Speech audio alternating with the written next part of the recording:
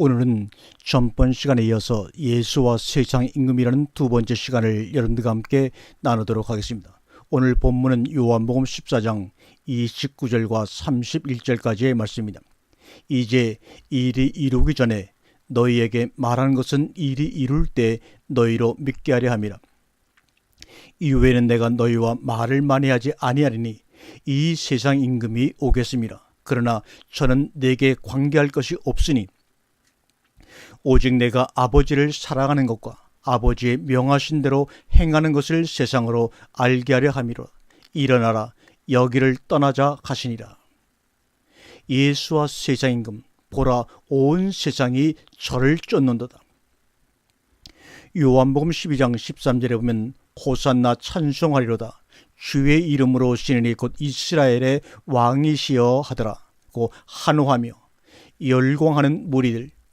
예수는 이미 여론에 따르거나 시대의 대세를 따르거나 이스라엘의 확실한 왕으로 등장을 하였습니다.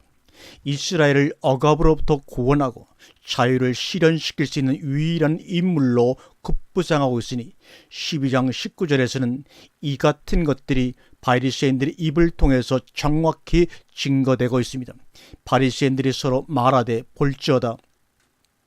너희 하는 일이 쓸데없다. 보라, 온 세상이 저를 쫓는도다. 보라, 온 세상이 저를 쫓는도다. 지금 누가 누구를 쫓고 있습니까? 그렇습니다.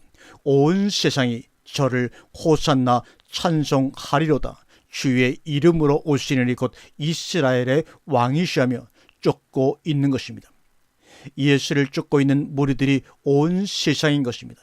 이같이 기가 막힌 일들이 역사의 현장에서 생생히 일어나고 있고 정확히 기록으로 우리에게 전해지고 있습니다.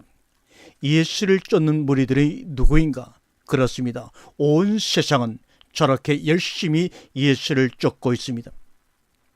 우리의 왕이시여, 우리의 왕이시여 하면서 말입니다. 그래서 예수는 앞에 방송에서 언급했던 대로 세상 임금으로 이스라엘 역사의 대세 가운데 등장하고 있는 것입니다.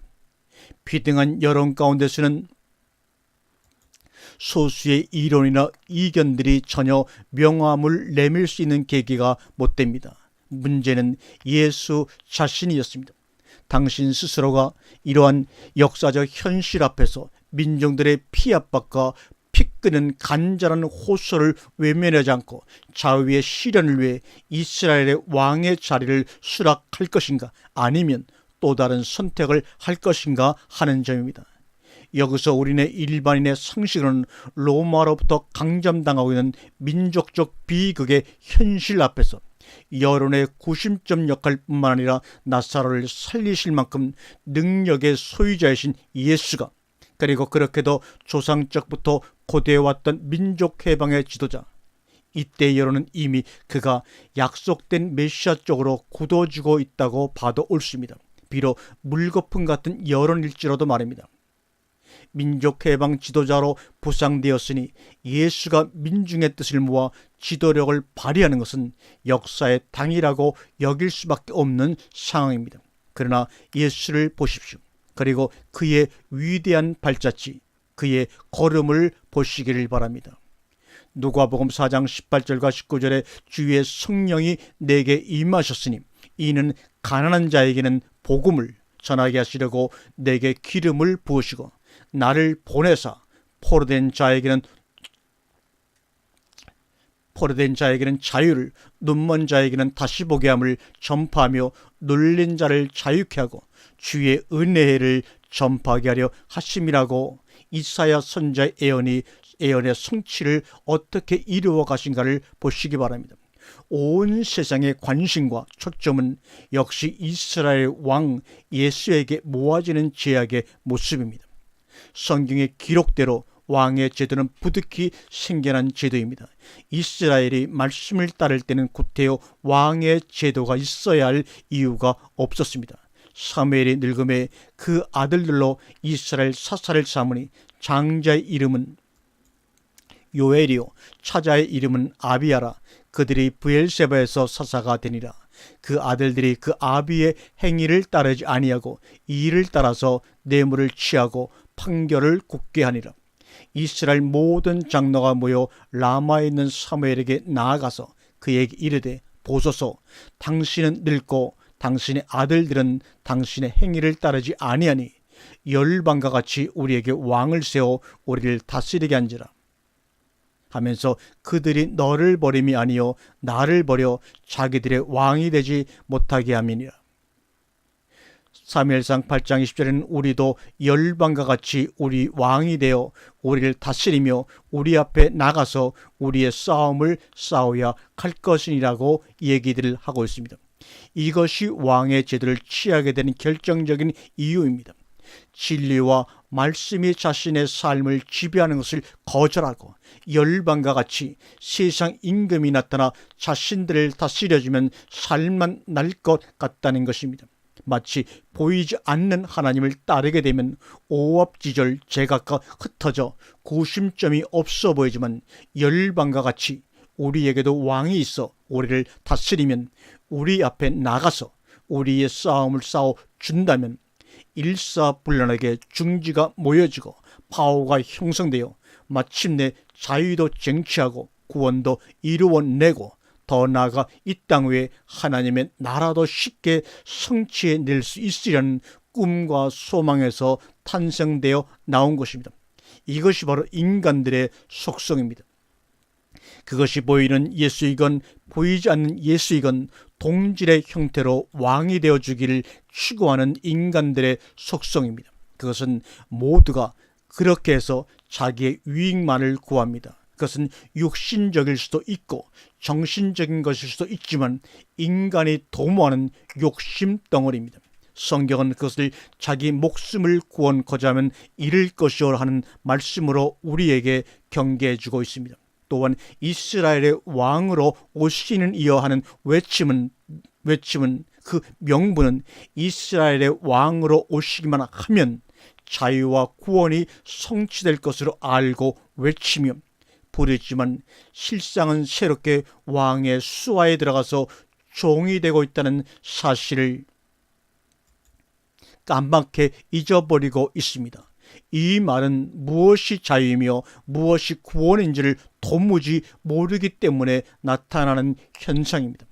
오라 통제여, 자유를 부르짖음이 그리고 구원을 부르짖는 그 몸짓과 외침이 자유를 부정하고 속박하고 염원하고 있는 몸짓을 하고 있는 줄을 모르고 있는 이 비참한 인간들이요, 이것이 이성을 가지고 있다고 하는 만물의 영장인 인간들의 모습입니다. 어찌 여기에 진정한 구원이 필요하지 않겠습니까? 어찌 여기에 하나님의 공의하심이 요청되지 않겠습니까? 종교 생활의 허구가 바로 여기에 있습니다.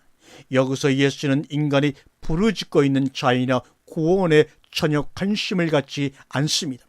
여론이나 역사의 대세 앞에 조금도 자신의 삶의 걸음걸이를 멈추지를 않으십니다. 누가 이 길을 알 수 있겠습니까?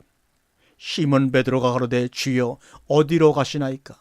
예수께서 대답하시되 나의 가는 곳에 내가 지금은 따라올 수 없으나 후에는 따라오리라고 요한복음 13장 36절에 말씀하고 있어요. 도무지 예수라는 분, 온 세상의 열화와 같은 여론 속에 등장하고 있는 세상 임금 예수와 자신과의 관계 설정은 어떻게 이루어지고 있습니까? 요한복음 14장 30절 매우 간략히 그리고 정확하게 예수 자신의 심정과 상태를 말씀해 주고 있습니다. 한번 읽습니다. 이후에는 내가 너희와 말을 많이 하지 아니하리니 이 세상 임금이 오겠습니다. 그러나 저는 내게 관계할 것이 없으니, 여기서 오겠습니다라는 헬라어 단어는 에르켄타이입니다. 이것은 직설법 현재 중간수동 디포동사 형태를 띠고 있습니다. 오겠습니다가 그래서 아니라 현재 시제로 와 있습니다입니다. 이 세상 임금이 오겠습니다라고 번역하는 것이 아니라 이 세상 임금이 에르케타이 와 있음이라고 번역해야 맞습니다. 더군다나 능동태로 와 있는 것이요 중간수동 디포동사로 표현되고 있다는 사실 또한 우리가 주목을 해 봐야 합니다. 헬라어에서 중간태는 능동태와 수동태 중간을 의미합니다. 중간수동 디포동사라는 것은 중간태이지만 수동태에 가까운 중간태다 이 말입니다. 세상 임금이 어디에 어떻게 와 있는가? 그렇습니다. 저 무리들 가운데, 온 세상이 쫓는 가운데 세상 여론에 의해서 예수는 그들의 세상의 왕 아르곤으로 자신들을 지배하고 다스려서 자유를 쟁취할 임금으로 현재 와 있는 것입니다. 중간수동태를 취하고 있는 이유를 조금은 짐작할 수가 있습니다. 그런데 과연 예수는 여기서 어떤 태도를 취하고 계신가? 카이 엔 에모이 우쿠 엔케이 우덴 이 말을 풀어서 설명해 보면 다음과 같은 말씀입니다. 세상 임금이 현재 와 있지만 그러나 내 안에는 엔 에모이 그가 세상 임금 그가 아무것도 가지고 있지 않다. 즉 세상 임금이 나하고 관계되어 있는 것이라고는 아무것도 없다고 주님이 잘라 말씀합니다. 예수는 도무지 그러한 여론에 조금도 마음을 빼앗기고 있거나 흔들리고 있지 않다는 말씀입니다. 그저 세상 임금과 자신을 전혀 다른 아이덴티화 하지 않고 있다는 사실입니다. 우리네 범인들이라면 당장 교단을 하나쯤 세우든지 그러한 세력에 힘입어 자유와 정의의 실현을 위한 진군나팔을 울려야 할 판인데 전혀 엉뚱하게 나가고 계신 것입니다. 차라리 냉혈일이라는 말도 어울리지 않을 만큼 세상 임금과 자신이 완전히 분리되어 있는 모습입니다.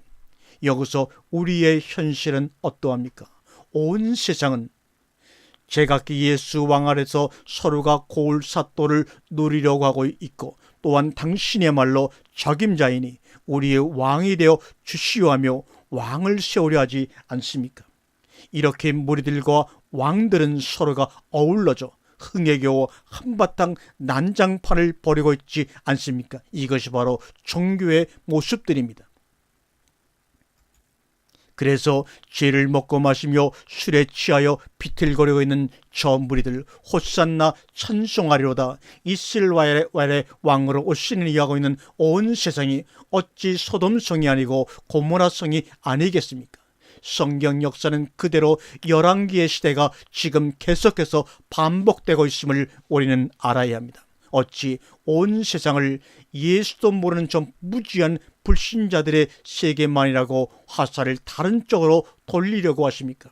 이러고도 화가 없기를 기대하고 있으니 화인 맞은 양심이 아니고서야 도무지 그럴 수는 없는 노릇입니다. 마귀가 또 그를 데리고 지극히 높은 산으로 올라가서 천하 만국과 그 영광을 보여주며 가로되 만일 내게 엎드려 경배하면 이 모든 것을 내게 주리라. 이에 예수께서 말씀하시되 사탄아 물러가라 기록되었으되 주 너의 하나님께 경배하고 다만 그를 섬기라 하였느니라. 이미 예수는 세상 임금이 유혹거리도 미혹거리도 아니었습니다. 이렇게 분리되어 있기 때문에 저 무지한 백성들 어둠 속에 있는 이들에게 그들이 지향하고 있는 자유가 아니라 예수와 하나님이 주고 싶은 자유를 주기 위해 그 세상 임금을 아무런 미련 없이 내쫓을 수 있는 능력이 있었던 것입니다. 어떻게요? 그것은 그들의 실체인 예수를 십자가에 못 박아 버림으로써 비로소 가능한 것입니다. 이전에도 무리들의 그런 요청이 없었던 것은 아닙니다. 오병이어의 광야 이적이 있은 후에 있었던 일입니다. 요한복음 6장 14절 보면 그 사람들이 예수의 행하신 이 표적을 보고 말하되 이는 참으로 세상에 오실 그 선지자라더라. 그러므로 예수께서 저희가 와서 자기를 억지로 잡아 임금 삼으려는 줄 아시고 다시 혼자 산으로 떠나가시니라고 요한복음 6장 14절에 표현하고 있습니다. 예수는 인간들의 이러한 요청이 있을 때마다 산으로 피하실 수밖에 없었고 그래서 그는 그러한 세상의 속성인 죄를 짊어지고 그들의 그러한 것 때문에 십자가를 지셨던 것입니다. 예수는 이 길을 걸으셨습니다. 그리고 말씀하십니다. 나의 가는 곳에 내가 지금은 따라올 수 없으나 후에는 따라오리라. 이를 일컬어 성경은 영광이라고 말하고 있는 것입니다. 호산나 찬송하리로다를 세상 영광이라고 한다면 이를 거절하고 도리어 세상 영광에 사로잡혀 있는 무사람들에게 자유를 이루기 위해 자신을 못 박아 인자가 들려야 하리라 하는 것을 하나님은 영광이라고 말하고 있습니다. 이 영광이 어찌 저들 세상의 청청병력이요 이 어찌 우레소리가 아니겠습니까? 이 소리가 난 것은 너희를 위한 것이라고 말씀하고 있습니다. 요한복음 12장 28절과 31절 말씀을 다시 한번 읽습니다. 아버지여, 아버지의 이름을 영광스럽게 하옵소서 하시니 이에 하늘에서 소리가 나서 가로되 내가 이미 영광스럽게 하였고 또다시 영광스럽게 하리라 하신데 곁에 서서 들은 무리는 우레가 울었다고도 하며 또 어떤 이들은 천사가 저에게 말하였다고도 하니 예수께서 대답하여 가라사대 이 소리가 난 것은 나를 위한 것이 아니요 너희를 위한 것이니라.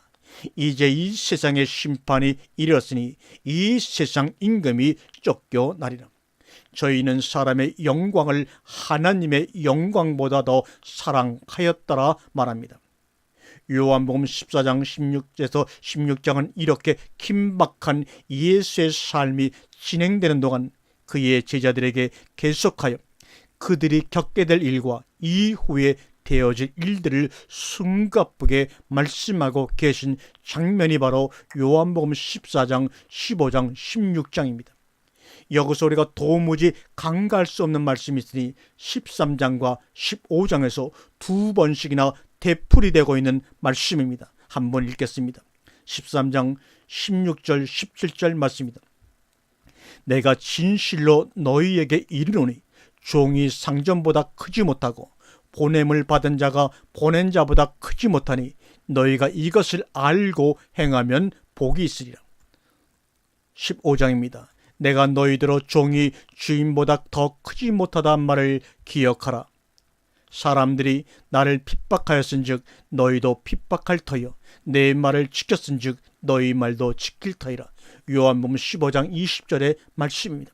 누가 감히 이를 거역하고도 하나님의 아들이라 일컬음을 받을 수 있으며 어찌 주인보다 큰 종이 있을 수가 있겠습니까? 그러나 오늘의 현실은 세상 임금 예수를 좋아하며 그것에 독주에 도취되어 도대체 세월 가는 줄을 모르고 있습니다.